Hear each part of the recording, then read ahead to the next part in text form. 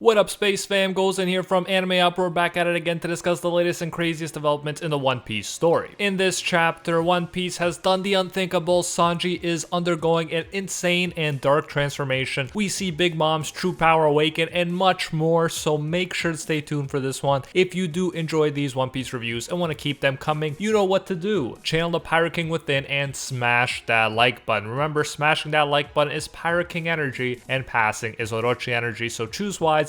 If you haven't, make this the video you subscribe, and this is crucial. Hit that notification bell to turn on all notifications or you will miss future One Piece videos and updates. That's just the way it works. And while you wait for the next chapter to drop, feel free to check out my huge and growing One Piece playlist that includes videos on all the Yonko, Warlord, Supernova, and much more. Link to that is in the description. And now, without further ado, let's jump into it, spoilers and all. We get a color spread this time around of a bunch of right-hand men, including Zoro in the center. We see King, the Dark King, Marco, and more. It's a great idea, and I love the idea of giving the first mates a space to shine like this. It also reminds us of just how cool the right-hand men tend to be. The chapter is called Soldier of Science, which we can assume with all the Germa stuff happening that it's referencing to Sanji. But first we start where we left off with Big Mom being crushed by the beams. Some bystanders even comment that not even Big Mom could survive that. Of course, they are wrong, but it's significant that Law and Kid managed to pull off an attack against a Yonko that looked definitive. Law and Kid are shown and they are exhausted and panting. I love how Kid can barely move and says, "Take that, you giant hag." They actually let their guard down for a bit and start up a conversation, and it's perfect. Law starts questioning Kid about his awakening, saying it allows him to assign fields of attraction, but wonders how long it lasts. I absolutely love it when Kid dodges the question, asking why would he tell Law that. This makes perfect sense. After all, despite working together right now, they are rivals, and Kid doesn't want to reveal all his tricks to a guy he could be warring against down the line. After all, we've seen how competitive Luffy, Kid, and Law can get. But then, Big Mom appears, lifting herself and the steel beams above her. She truly looks like a monster when you see her silhouette. Although none of us should be shocked, the bystanders are. She asks for life or Oshiruko, aka red bean soup, and then she proceeds to take life from the bystanders, giving life to new homies. That's business as usual for Big Mom, but what's truly crazy is that she even uses 1 year of her lifespan because none of the riffraff, as she calls them, have powerful enough souls. She consumes that year of her life at once, and she gets even bigger. She looks like such a satisfying final boss in this panel as her bigger than giant self towers over Law and Kid. This could potentially be viewed as a type of awakening for Big Mom's power, as she can sacrifice years of her life to become insanely stronger than she was, which is a big deal when the starting point is as strong as it is. But perhaps even more surprising than the new OP form is that Kid and Law made her sacrifice a year of her life to use it. She's already 68, so she'd now be like 69, and that's assuming she hasn't used the ability before, which is not even a logical assumption. Keep in mind, Whitebeard was 72 when he died, and he was definitely weakened by age at that point. So Big Mom burning up her already limited years like this is not a good sign for the longevity of the current Yonko system. Super Saiyan Big Mom goes on to say that it's been decades since she's felt pain like this. That's at least 20 years we're talking about, which is truly insane. She even sparred with Kaido without resorting to this form relatively recently, albeit they probably weren't too serious, but it's still notable that these two brought out a form that clashing with Kaido didn't, and she felt worse pain too. Ironically, I view the appearance of this new OP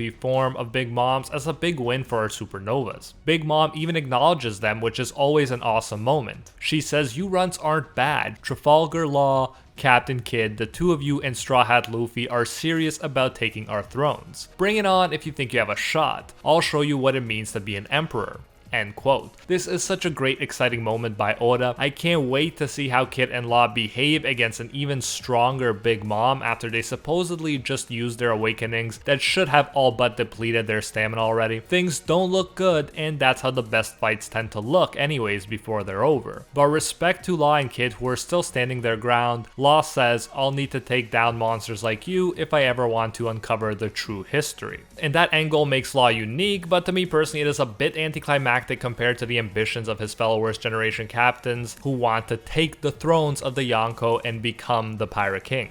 But you do you, Law. It's clear though from Oda's writing here that Law won't be a big rival to Luffy for Pirate King, since he seems to value a different end goal more, namely uncovering the true history. That being said, it's also a good news because it might mean we get to see more Law. Law and Luffy will be able to work alongside each other better in the future if both of their main reasons for being aren't to become the one and only Pirate King. Kid, for his part, says no more holding back, we're going all out, which in and of itself is very interesting because if that wasn't going all out, what else do they have to offer? It's very exciting to find out. Then he continues, I don't give a damn what it costs, I'm gonna tear her from that throne, end quote. That's much more of a Pirate King energy thing to say than what Law said. Obviously Kid can't become Pirate King because that's our protagonist's fate, but hopefully the rivalry will be fun to watch and Kid will still become a legendary pirate captain in his own right. As the samurai forces fight against the beast forces, they feel like they are in hell. The castles become an inferno and the giant monster that is an even bigger Big Mom is hovering over them. Oda has given us quite an amazing setting and atmosphere here. We then jump back to Drake and Appu. I said last time that how Drake proceeds here will tell us a lot about his character. Appu made a lot of sense when he was saying it doesn't serve Drake or the Marines for them to fight here. The average Marine would have seen the wisdom in his words, but Drake appears to have more of that Kobe energy. He feels the need to repay Straw Hat by finishing Appu off, which raises my esteem for his character. I feel like there's a natural bias against Marines, but Drake looks like he's going to be one of the exceptions like Kobe and Garp. He's not just doing what the Marines want, he's following his own moral compass,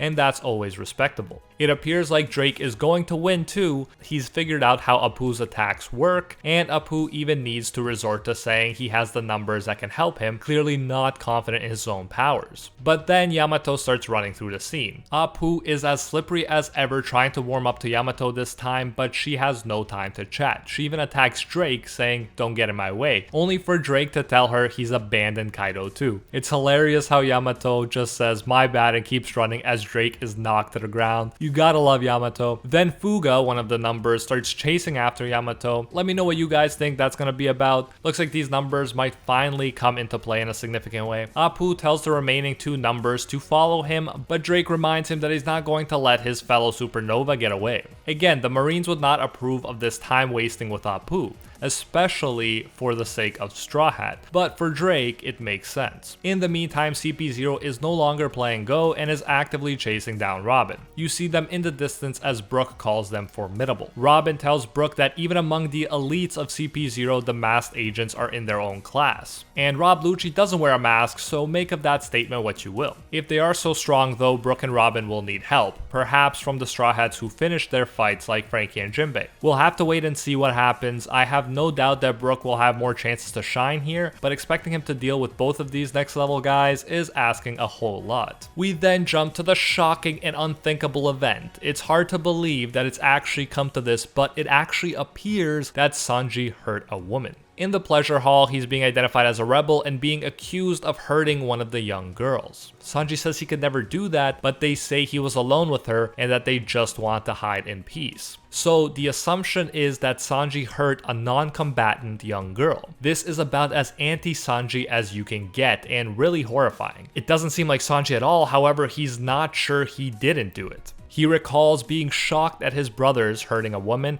and now it seems he might be capable of the same thing. Queen is just like in the background of Sanji's existential crisis here, laughing and saying random stuff like the pleasure hall is closed, you germ adult, as if Sanji was just popping in for some pleasure in the middle of a battle. Honestly, I can see why Queen is laughing, that would be hilarious. But back to Sanji and the existential crisis. He notices the tingling sensation stopped, so wonders if the transformation is over. Sanji recalls being lost in thought. He ran into the girl who was a geisha from the flower capital. It could not look worse for Sanji. She told him Kaido's men brought her here, but she's not with them. She was unharmed and we saw Sanji's face looking emotionless. She begged not to be hurt, and the next thing Sanji knew, she was on the floor bleeding. It is very incriminating stuff here. If it was just the pleasure woman saying he did it, I obviously wouldn't believe it. But Sanji's face and the loss of memory with all the other evidence is very incriminating. He even says She had a terrified look in her eyes when she was apparently looking at him. This is some very dark stuff, and I honestly never thought Sanji would go through it. Could it all be explained away somehow? Perhaps, but that would sort of undermine the struggle here, the fact that Sanji is losing himself against his will. Suddenly, the fact that he couldn't fight Maria earlier on in the series, the moment that many fans were upset about, makes a lot more sense. Oda purposely added that situation in earlier so that this part would be all the more significant. Then Sanji starts truly wondering what version of himself is better for Luffy, for his captain. He himself points out that his human side is worthless against female enemies, which as we saw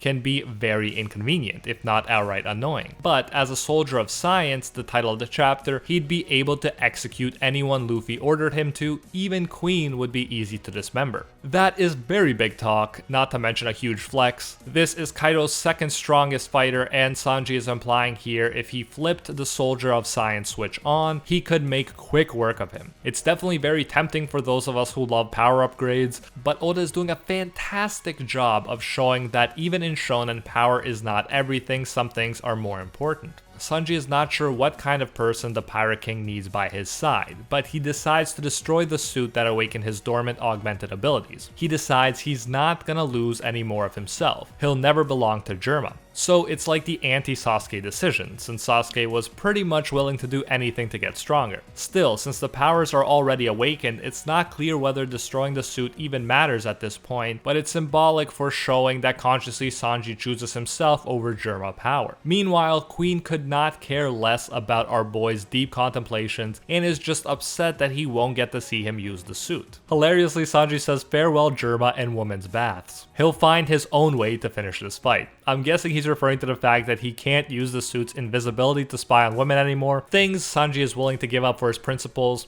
You gotta respect the dude. Then we have an absolutely amazing exchange between Sanji and Zoro. Definitely one of my favorite things about this chapter. Zoro randomly notices the transponder snail as he's fighting King. He wonders where it came from, and Sanji hilariously points out he slipped it in just in case Zoro got lost. That's perfect. Zoro tells the dumb cook, to use his words, that he's distracting him. He is fighting Kaido's right-hand man after all. So Sanji gets to the point, saying we're going to beat the Beast Pirates, to which Zoro says, obviously. That moment in and of itself is great. But it keeps going. Sanji is clearly not sure what sort of person he'll become if he goes all out against Queen, and so he says if he's no longer himself, will Zoro put him down? Zoro is confused, but not needing much of an explanation, says fine, he'll make it swift if it comes to that. And then as a cherry on top of this awesome conversational cake, Zoro says, now I've got something to look forward to, so that means you better not die before then. And Sanji says, thanks. I love how while insulting each other, while pretending like they hate each other's guts, these guys can show how much they care about each other at the same time. Sanji launches an attack that sends Queen flying, and the narrator says it shows his resolve. Sanji is about to become a beast during this battle, not having to worry about what he becomes afterwards since he can rely on Zoro to stop him. Love seeing the understanding and trust between these two, and I've never been more interested to see what happens with Sanji's character. How OP is he going to be here, and how is he going to turn out character-wise after this fight? Anyways, that is it for this insane chapter. It's crazy to think about how much Oda packed in here. As usual, let me know what you thought of this chapter and what you're expecting to happen in the next one. Also, drop your MVP in the comments below as usual. If you do enjoy seeing these One Piece reviews and want to keep them coming, you know what to do. Channel the Pirate King within and smash that like button. Remember, smashing that like button is Pirate King energy and passing is Orochi energy, so choose wisely. If you haven't, make this the video you subscribe, and this is crucial. Hit that notification bell to turn on all notifications or you will miss future One Piece videos and updates. That's just the way it works. And while you wait for the next chapter to drop, feel free to check out my huge and growing One Piece playlist that includes videos on all the Yonko, Warlords, Admirals, and much more. Link to that is in the description. And until next time, see ya, Space Cowboys.